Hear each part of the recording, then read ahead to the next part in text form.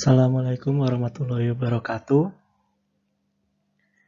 Mohon izin, di sini kami dari kelompok 10 akan menjelaskan mengenai perubahan iklim terhadap perairan di wilayah Indonesia, beserta dampak dan upaya adaptasi serta mitigasinya. Saya sendiri Dimas Bayu Sajiwo, lalu ada teman saya Ilim Rafiji Rumahurbo dan Abang Robert Alexander. Sebelum membahas mengenai dampak adaptasi serta mitigasinya, marilah kita membahas mengenai definisi apa itu perubahan iklim.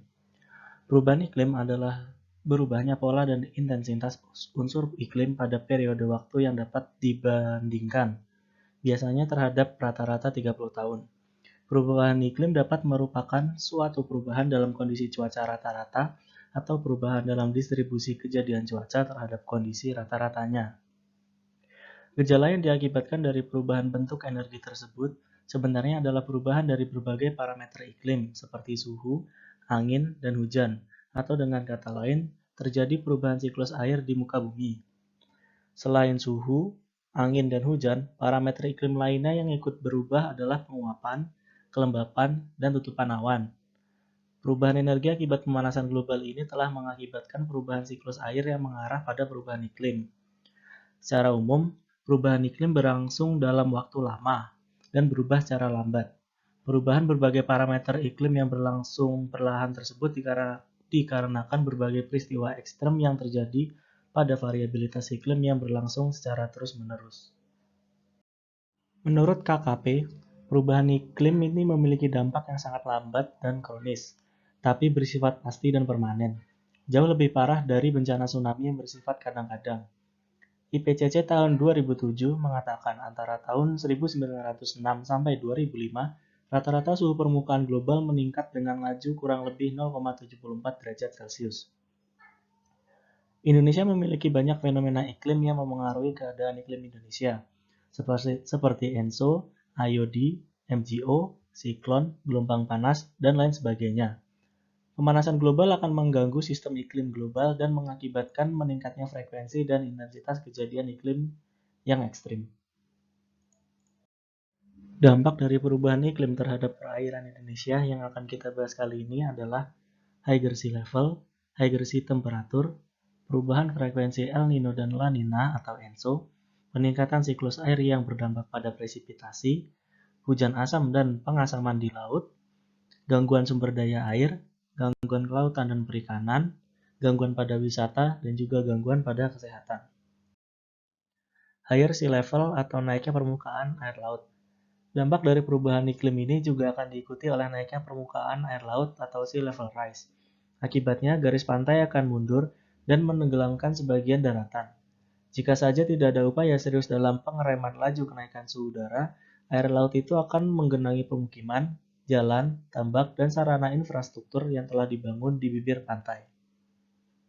Selanjutnya adalah higher sea surface temperature atau naiknya suhu muka laut. Berdasarkan data satelit, di wilayah Indonesia selama 100 tahun terakhir ini terjadi peningkatan suhu muka laut sebesar 0,76 derajat Celcius. Angka tersebut sedikit di atas dari angka rata-rata global berdasarkan laporan IPCC, yakni sebesar 0,72 derajat Celcius dalam 100 tahun. Ketiga gambar tersebut merupakan kondisi suhu permukaan laut selama tahun 1925 sampai 2005 di beberapa daerah di Indonesia. Salah satu akibat dari kenaikan suhu muka bumi ditandai dengan melelehnya lapisan es di berbagai wilayah daratan. Kemudian ada juga mencairnya lapisan es di daratan dan di lautan yang merupakan salah satu faktor penting dalam perhitungan kenaikan muka air laut. Melelehnya lapisan es akan menyebabkan kenaikan muka air laut. Ada dua hal yang menyebabkan kenaikan muka air laut. Pertama, bertambahnya volume air akibat lelehan es yang mencair di daratan. Dan kedua, adanya permuaian molekul air sebagai akibat dari suhu muka laut yang meningkat. Perubahan frekuensi El Nino dan La Nina atau ENSO.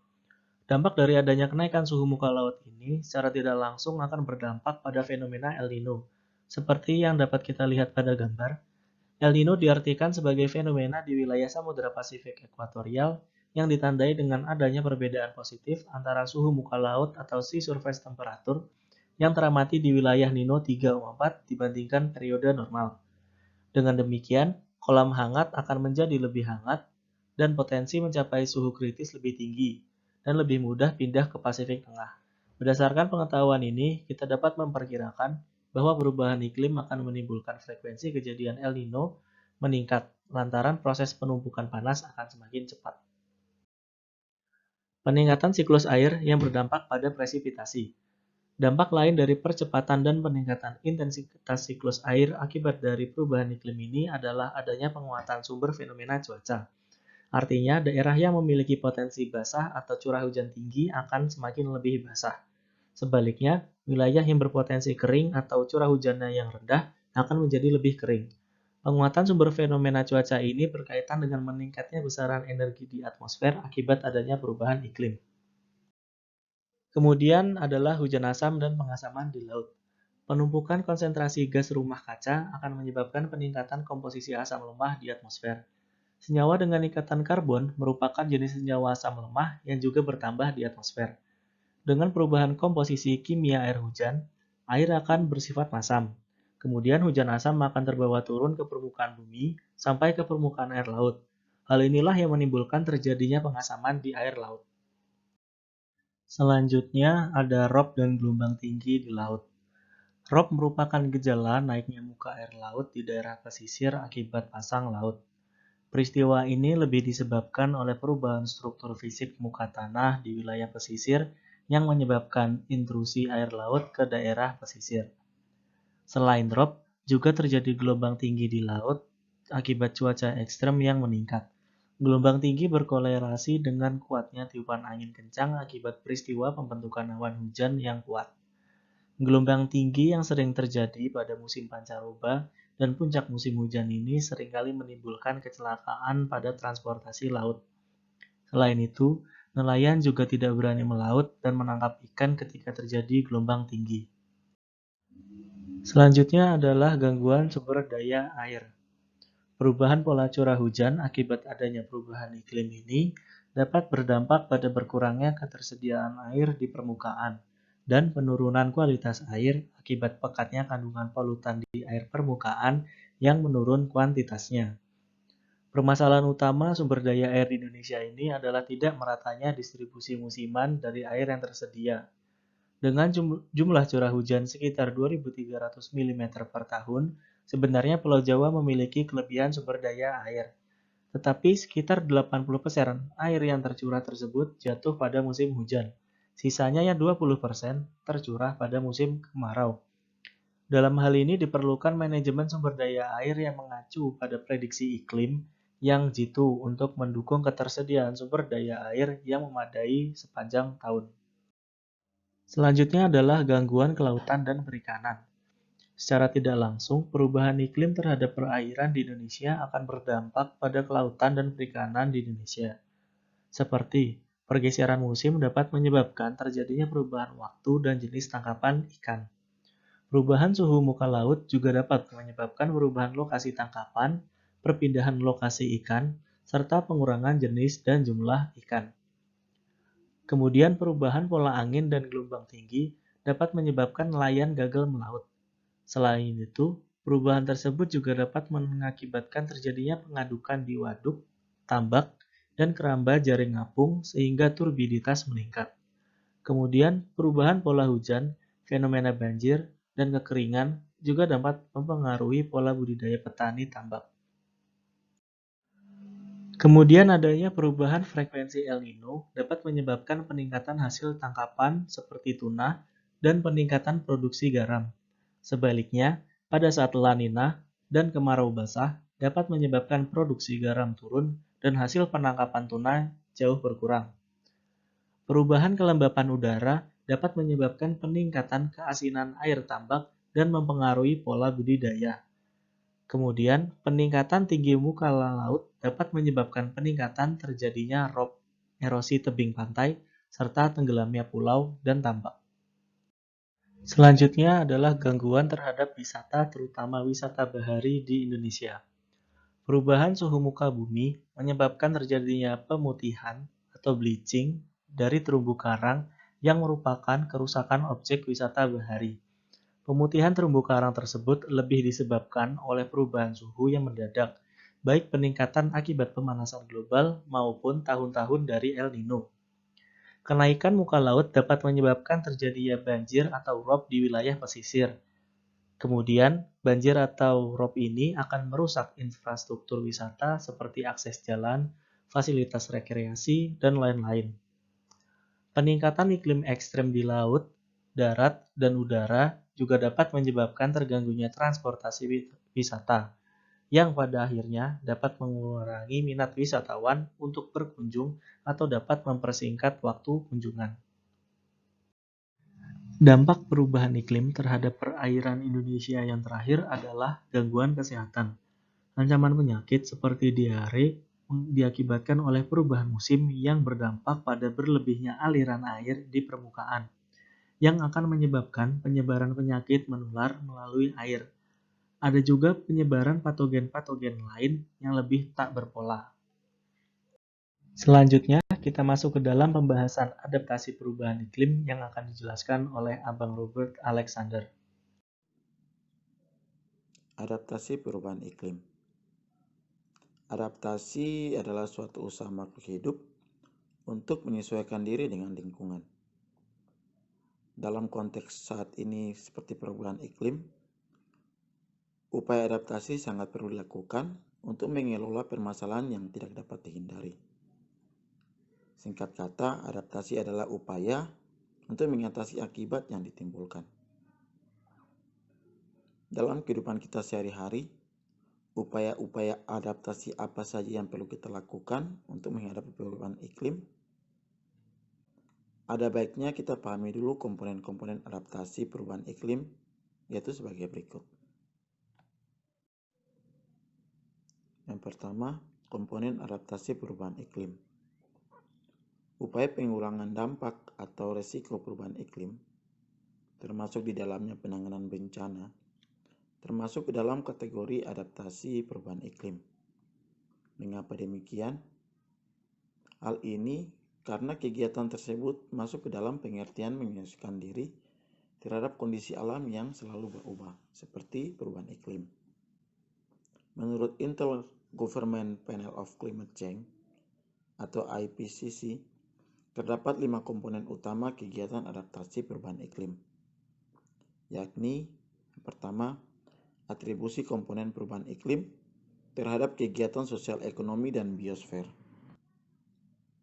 Atribusi menyangkut masalah komponen yang memberi kontribusi terhadap perubahan, baik dalam konteks pemanasan global, perubahan iklim, maupun dampaknya. Berikutnya, ada kajian dan studi dampak. Dampak dari perubahan iklim selalu dihubungkan dengan upaya adaptasi. Beberapa unsur pendukung upaya adaptasi sangat tergantung pada pengenalan dampak yang ditimbulkan oleh objek perubahan iklim. Dampak yang terjadi dapat berupa langsung terlihat atau tidak langsung, tetapi menunjukkan akibat secara perlahan. Contoh dari dampak langsung adalah perubahan pola hujan, kekeringan, banjir, kebakaran hutan, gelombang panas, angin puting beliung, dan lain-lain. Poin berikutnya, kerentanan terhadap perubahan iklim. Kerentanan adalah ukuran ketidakberdayaan masyarakat atau komunitas terhadap upaya adaptasi karena faktor paparan atau hamparan bencana yang dihadapi dan dikombinasikan dengan faktor kesiapan komunitas tersebut untuk beradaptasi. Ada kondisi di mana masyarakat siap, tetapi bencana yang dihadapi sangat besar, sehingga tingkat kerentanan tinggi. Sementara itu, ada kondisi di mana kerentanan kecil, karena paparan bencana yang kecil dengan kesiapan masyarakat yang tinggi.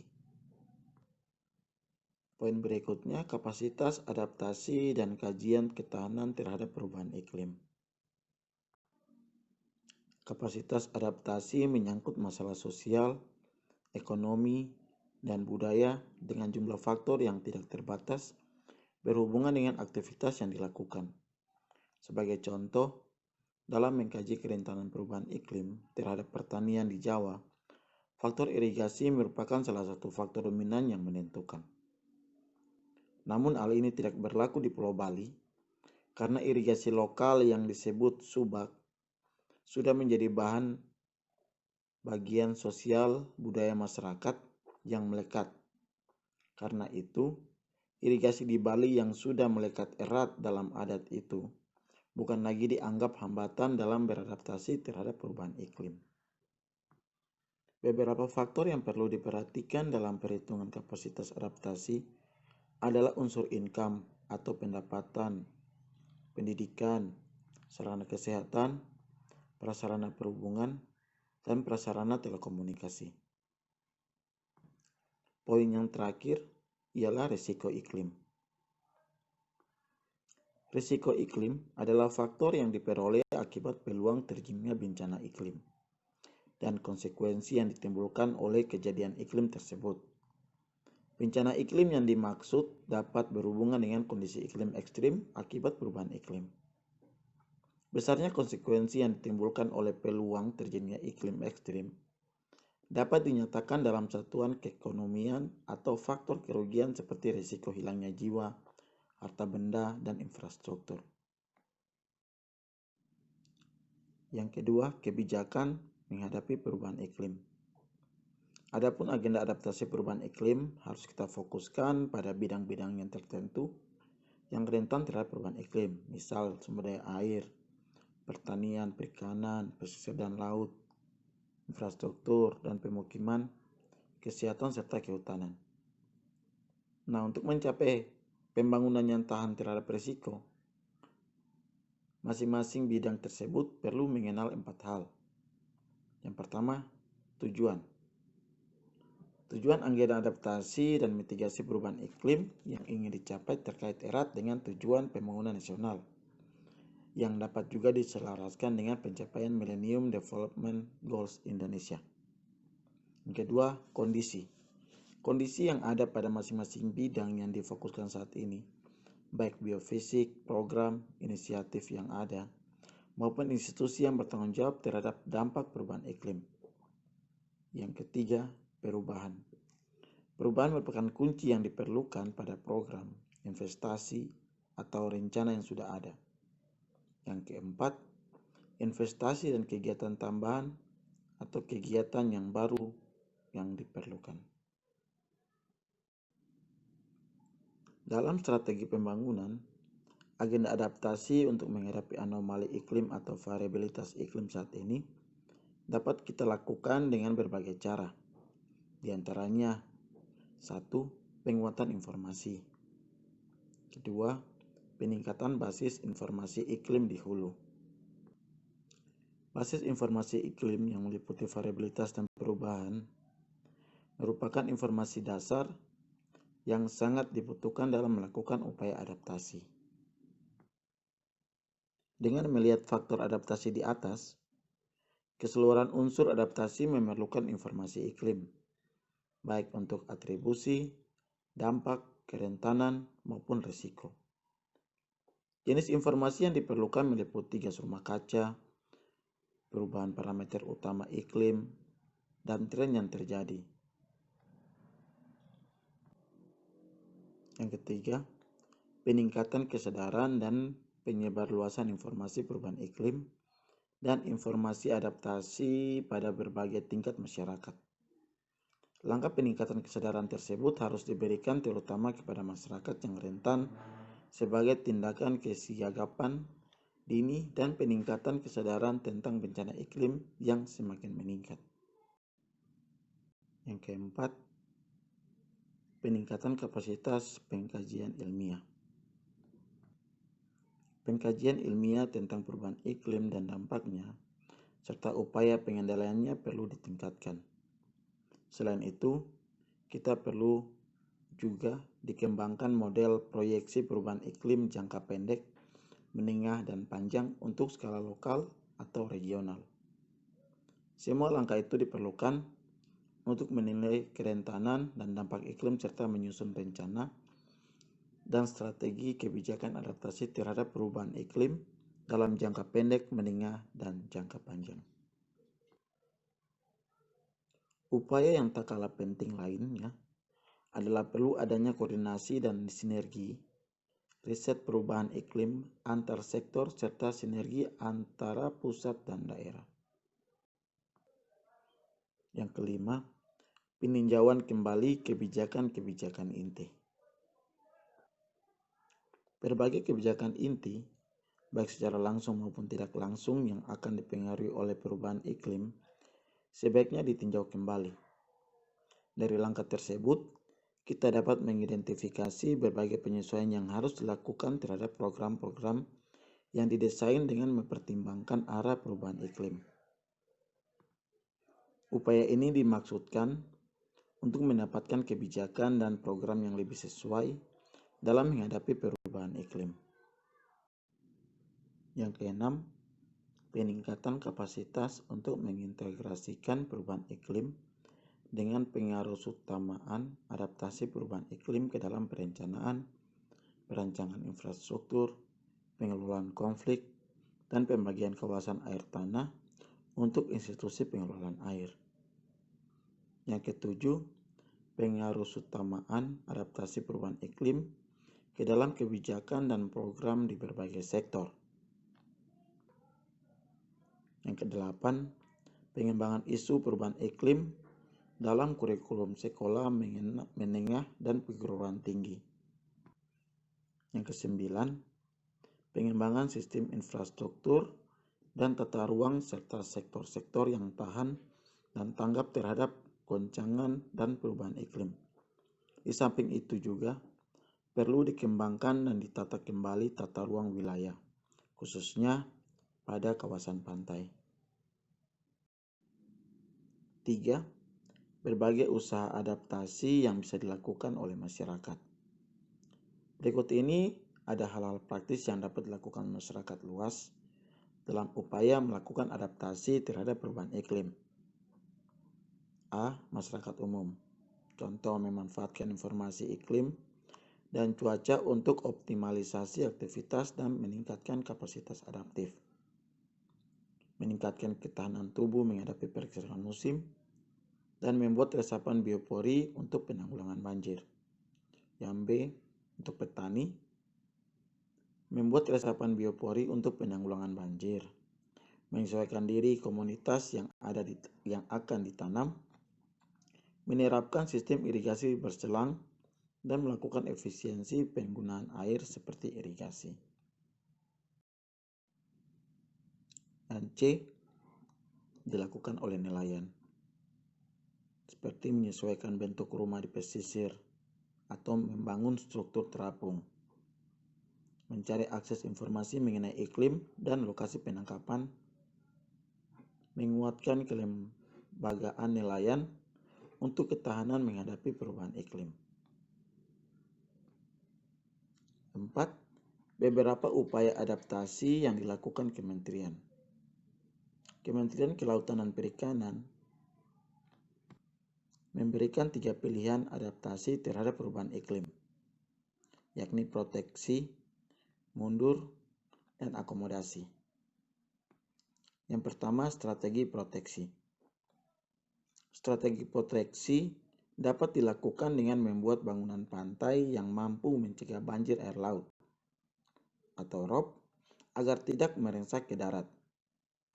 Pola ini bertujuan melindungi pemukiman, industri wisata, jalan raya, daerah pertanian, tambak, dan lain-lain dari genangan air laut. Bagian B, strategi mundur. Strategi mundur bertujuan menghindari genangan air laut dengan cara merelokasi pemukiman, industri, daerah pertanian, dan lain-lain ke arah daratan yang jauh dari laut. Dengan demikian, kawasan tersebut tidak terjangkau air laut sebagai akibat kenaikan pasang surut permukaan air laut.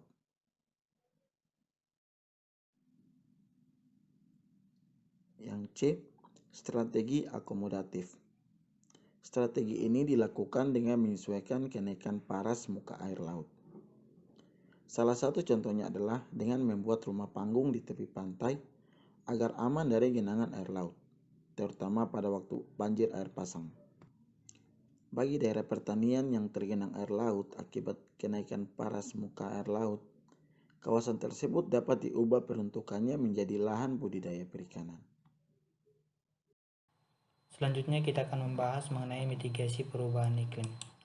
Mengingat pendapat dari Kementerian Kelautan dan Perikanan bahwa perubahan iklim ini memiliki dampak yang sangat lamban dan kronis dan bersifat pasti serta permanen, jauh lebih parah dibandingkan dampak dari bencana tsunami yang bersifat hanya kadang-kadang.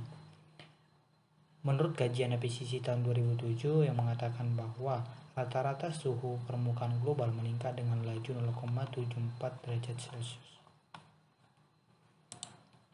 Pemanasan global dan perubahan iklim merupakan masalah yang sulit untuk dikelola di kemudian hari, sehingga perlu lakukan mitigasi. Yang dimaksud dengan mitigasi adalah upaya mengatasi penyebabnya. Mitigasi dilakukan untuk mengurangi risiko dan dampak pemanasan global dan perubahan iklim di masa depan. Permasalahan utama mitigasi perubahan iklim Indonesia.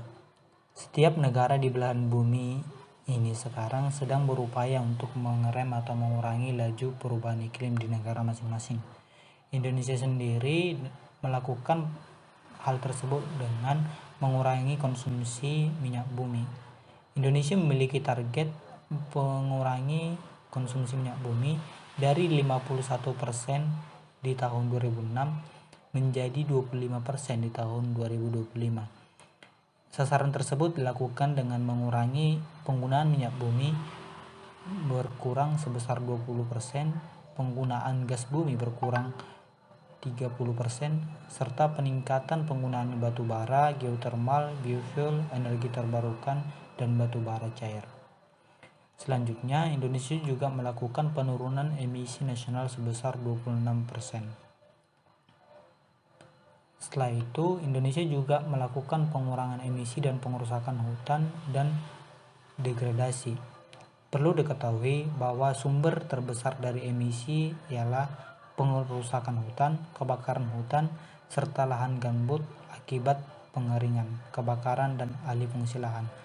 Indonesia sendiri sering terjadi kebakaran hutan terutama ketika memasuki musim-musim kemarau. Aktivitas manusia penghasil gas rumah kaca atau GRK. Berbagai aktivitas manusia menyumbang gas rumah kaca di atmosfer dalam jumlah yang besar. Bahkan kecenderungan buangan gas rumah kaca ini semakin meningkat seiring dengan perkembangan populasi manusia yang semakin bertambah beserta kegiatan industrialisasi di segala bidang yang mengiringinya. Dapat dilihat aktivitas manusia yang menghasilkan gas rumah kaca itu di bidang industri, rumah tangga, transportasi, peternakan, persawahan, hingga pembukaan lahan. Jelas bahwa konsentrasi gas rumah kaca di atmosfer cenderung meningkat dari waktu ke waktu. Hal ini membutuhkan berbagai upaya mitigasi yang serius dan sungguh-sungguh dari seluruh lapisan masyarakat penghuni bumi. Berikut ada beberapa upaya praktis mitigasi perubahan iklim yang dapat kita lakukan, seperti menanam pohon, menghemat air, menghemat energi dalam bentuk listrik maupun BBM, menggunakan kendaraan yang bermesin zero emission atau emisi yang rendah, dan banyak kegiatan lain yang dapat kita lakukan. Telah banyak dilakukan upaya mitigasi di berbagai sektor. Namun pada kesempatan kali ini, kelompok kami akan menyoroti upaya mitigasi yang dapat dilakukan di bidang kelautan dan perikanan. Mitigasi yang dapat dilakukan ialah dengan pengembangan bahan bakar ramah lingkungan untuk kapal. Mitigasi ini selain mengurangi emisi gas rumah kaca, ini juga dapat meningkatkan kesejahteraan rakyat dengan menciptakan lapangan kerja yang baru. Selain itu, pendapatan dari masyarakat juga akan meningkat. Hal ini dikarenakan bahan bakar yang ramah lingkungan itu lebih murah, sehingga pendapatan yang diperoleh dari masyarakat itu semakin meningkat. Selain itu, di bidang kelautan dan perikanan dapat dilakukan mitigasi dengan penanaman vegetasi pantai. Seperti kita ketahui, akhir-akhir ini sangat banyak dilakukan penanaman vegetasi seperti mangrove di beberapa pesisir-pesisir pantai untuk upaya adaptasi dan juga sekaligus upaya mitigasi dari perubahan iklim. Sekian pemaparan materi mengenai perubahan iklim terhadap perairan di wilayah Indonesia, beserta dampak dan upaya adaptasi dan mitigasinya. Mohon maaf apabila ada kesalahan dan kekurangan dalam penyampaian materi. Terima kasih. Wassalamualaikum warahmatullahi wabarakatuh.